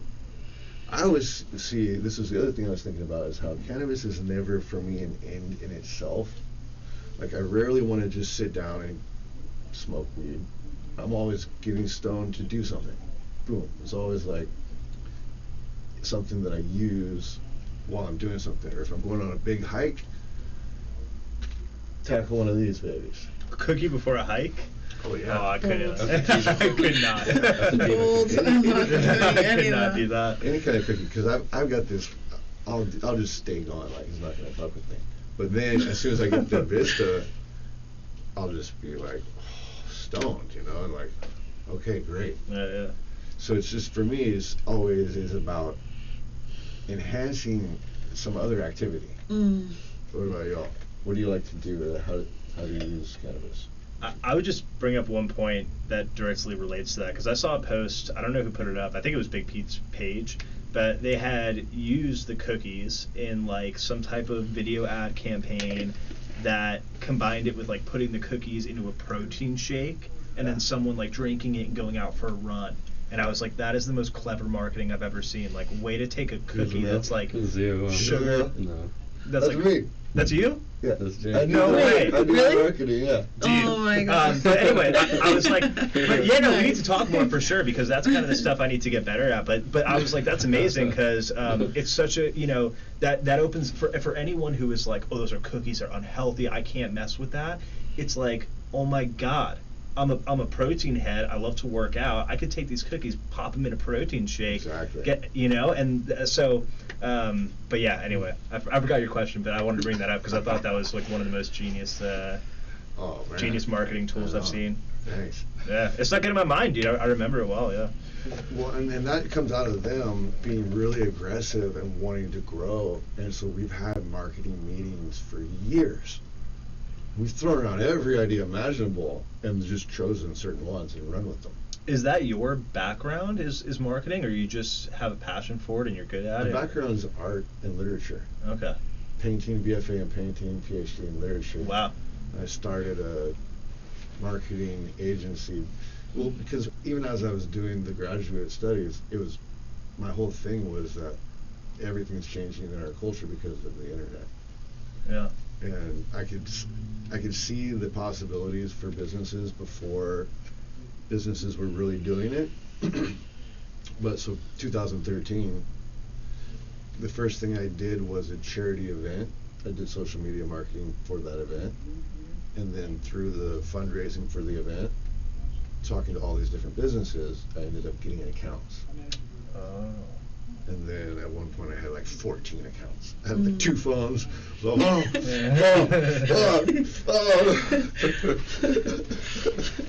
That's awesome though. Yeah, the marketing piece is so key. I had no idea that you did that. Yeah, Marketing for Big Pete. That's awesome. Since 2000 and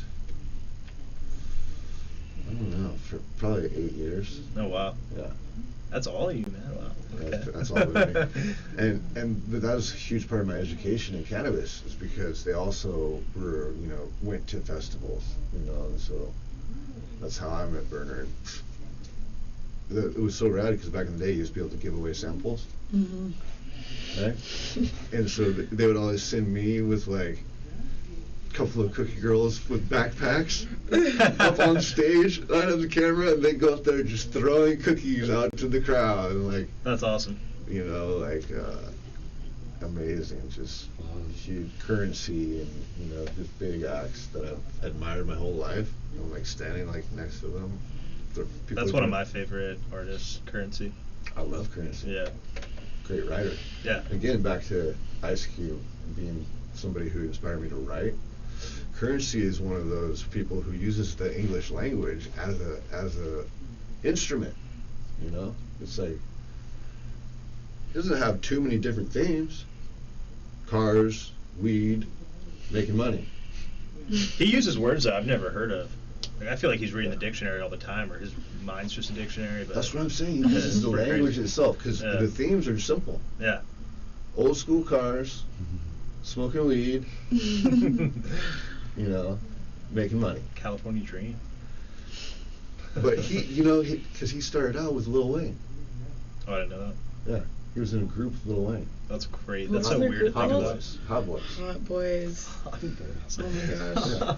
So he's from the South, actually. Okay. But he's just one of those weed heavy cannabis artists. Yeah. I've always loved. Yeah. To me, those are some of my favorites, like Method Man or Red Man. Be Real. Cypress. Yeah. Fuck, anytime I hear that voice, I know, oh, that's a good song. I was listening to the Jacka the other day. Yeah. I made a Bay Area playlist, and it's been going strong for a few days now. I like it a lot. Yeah, that's rad. So, what is your I like to ask people about best practices, things that they're finding are working the best for them currently. Are you talking about growing or any business practices? Just anything that's like making your life go in a good direction. Yeah. Habits.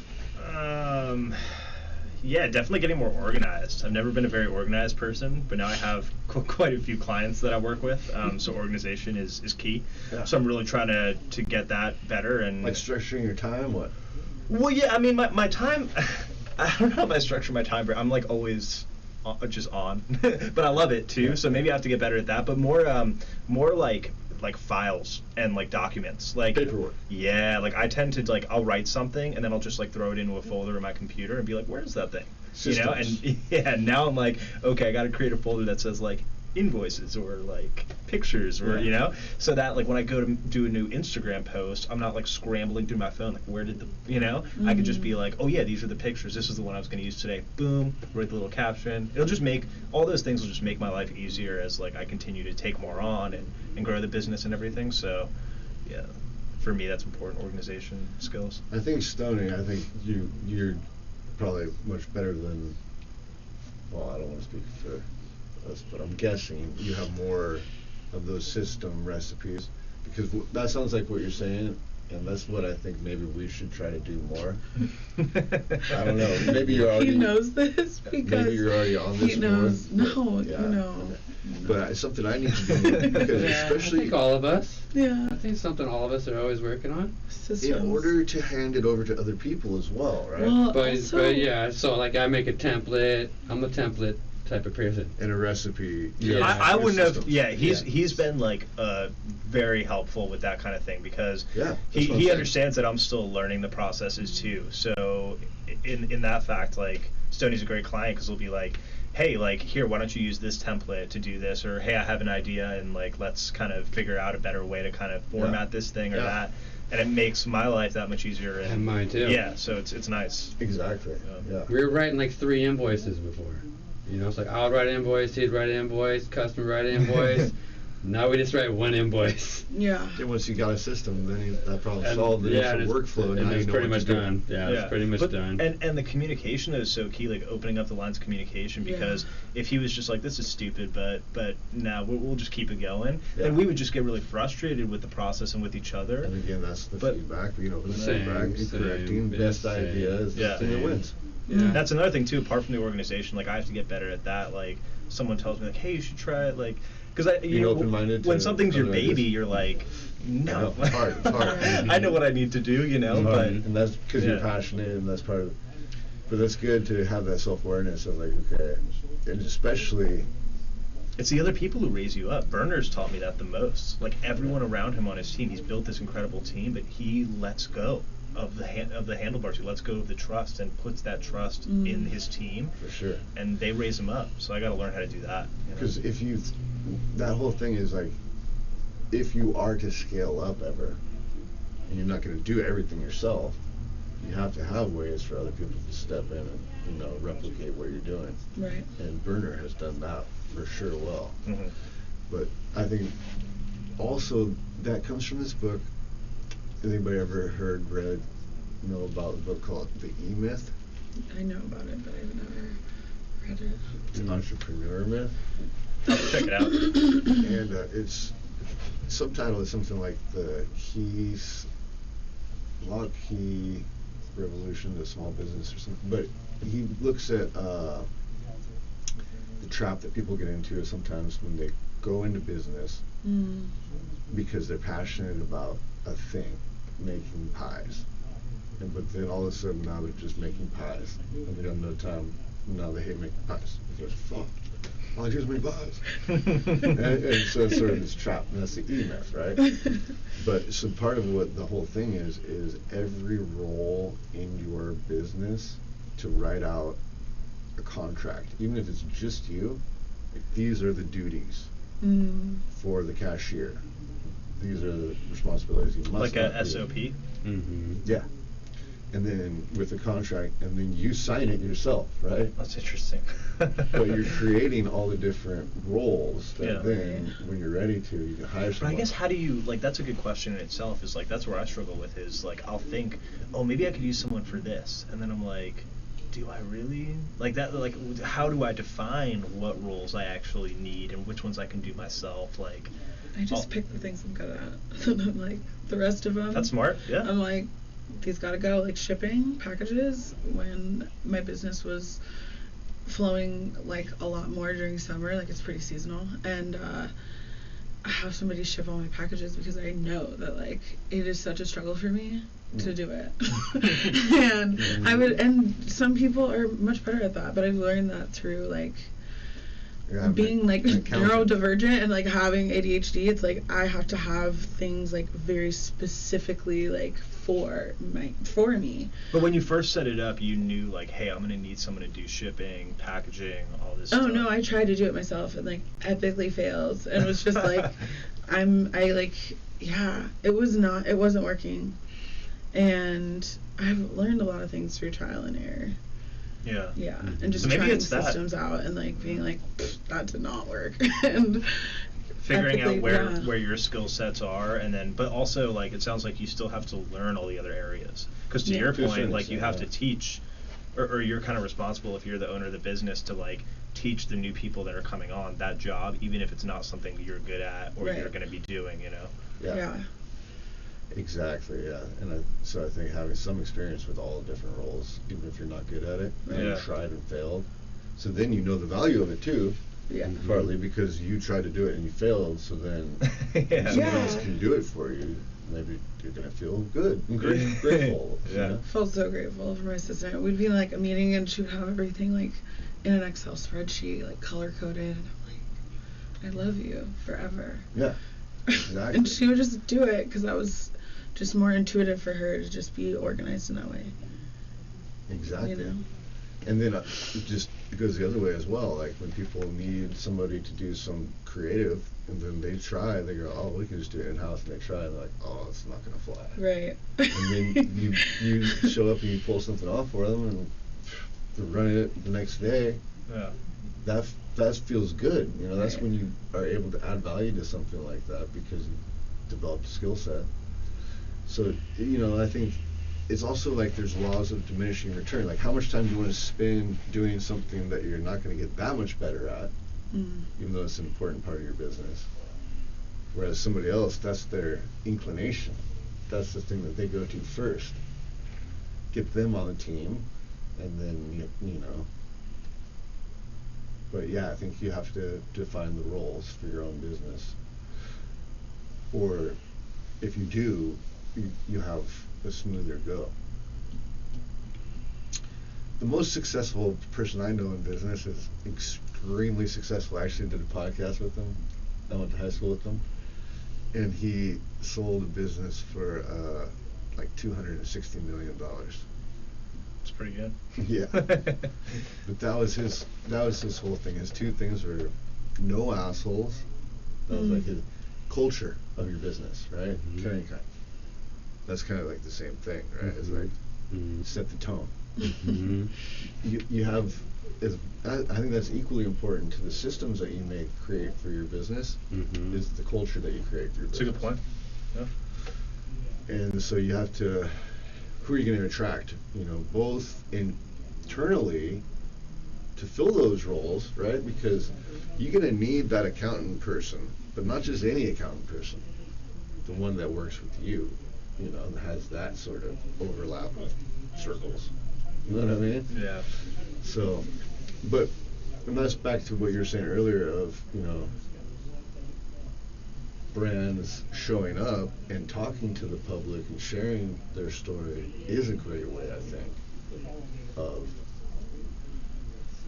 completing that circle of, that's, Helps young entrepreneurs learn too. I mean, all the trial and error stuff, like if you're able to talk to someone face to face and kind of see like what they were able to experience and how they overcame stuff, it gets you more amped about doing it on your own, because you're like, they can do it. I saw them do it. I mean, obviously there's hurdles, but you can kind of take a mentor on or whatever it is, or just learn a lot of information. And it'd be cool to see more entrepreneurs enter the cannabis space, because there's so much to do. Yeah. You know?